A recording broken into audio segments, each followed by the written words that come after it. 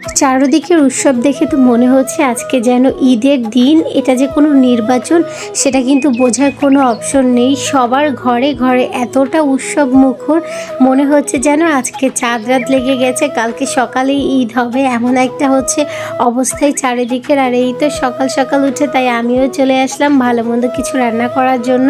ঈদের দিন বলে কথা, এই দিনে ভালো মন্দ রান্না হবে না এমন কি হয়।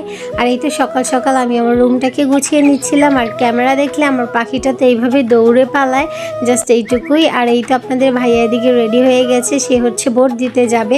আমার ভোট যেহেতু দেশে করা, তাই আমি এখানে ভোট দিতে পারছি না। এবছর দেখলাম যে বেশ অনেক মানুষই জীবনে প্রথমবার ভোট দিচ্ছে। তারা ভোটার অনেক আগে হলো, বাট ভোট দেওয়ার সুযোগ হয়নি, এবছর তারা ভোট দিচ্ছে। দেখতেই বিষয়টা ভালো লাগছে, বাট এটা আমারও হচ্ছে ফার্স্ট টাইম ভোট ছিল, বাট আমি সেটাও দিতে পারলাম না। যা কি আর করব, এই তো মন ভরা কষ্ট নিয়ে রান্না করতে চলে আসলাম। আর এখন রান্না করব হচ্ছে আমি একটু মাংস, কারণ এইরকম খুশির দিনে মাংস না হলে তো চলেই না। আর সাথে আছে পালং শাক, আরও টুকিটাকি অ্যাজ ইউজুয়াল রান্না যেগুলো আমাদের হয় বাসায় সেগুলো থাকবে। আর সাথে থাকবে হচ্ছে পোলাও, কারণ মাংসের সাথে একটু পোলাও খাবো আমরা। আর এই তো এখানে সব কিছু আমি কুচি করে নিচ্ছিলাম।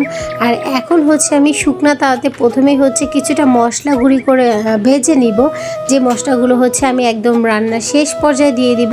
কারণ এইভাবে মশলাটা ভেজে দিলে কিন্তু বেশ খাবারটা অনেক বেশি সুঘ্রাণ আসে, আর খেতেও অনেকটা ভালো লাগে। এই তো দেখতে পাচ্ছেন গরম মশলা, তার সাথে কিছুটা জয়ত্রী জিরা, এগুলোই হচ্ছে আমি ভেজে নিয়েছি। আর এখন হচ্ছে মশলাটাও কষিয়ে নিয়েছি, এবার মাংসগুলোকে দিয়ে সুন্দর করে আমি কষিয়ে নিব। আর এদিকে তো আপনাদের ভাইয়া হচ্ছে চলে এসেছে ভোট দিয়ে, বাট আমাদের রান্না হয়নি। আজকের মতো দিনেও যে গ্যাস থাকবে না এরকম হবে সেটা আমি কখনো ভাবিনি। আর এই তো দেখুন দুপুরবেলা আমরা খাবার কিনে এনে তারপরে খাবার খাচ্ছিলাম, কারণ আমাদের বাসায় গ্যাস নেই। বেলা বাজে তখন প্রায় 3টা প্লাস, বাট তখন আমরা হচ্ছে খাবার খেতে পারছি না, কারণ আমরা রান্নাই করতে পারিনি। সকাল থেকে আমি সব কিছু গুছিয়ে নিলেও রান্নাটা কিন্তু করতে পারিনি, কারণ হচ্ছে চুলায় আগুন ছিল না।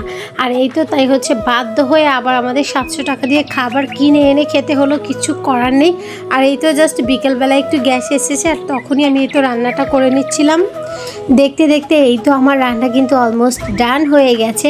আর এই রান্নাটা কিন্তু আমরা রাতেই খেতে পারবো, কারণ রান্নাটা করেছিলামই সন্ধ্যার দিকে।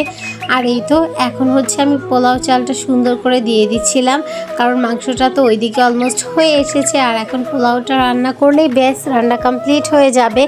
আর এই নির্বাচনের দিনে কে কে ভালো মন্দ কী কী খেয়েছে অবশ্যই কমেন্ট করে জানাবা।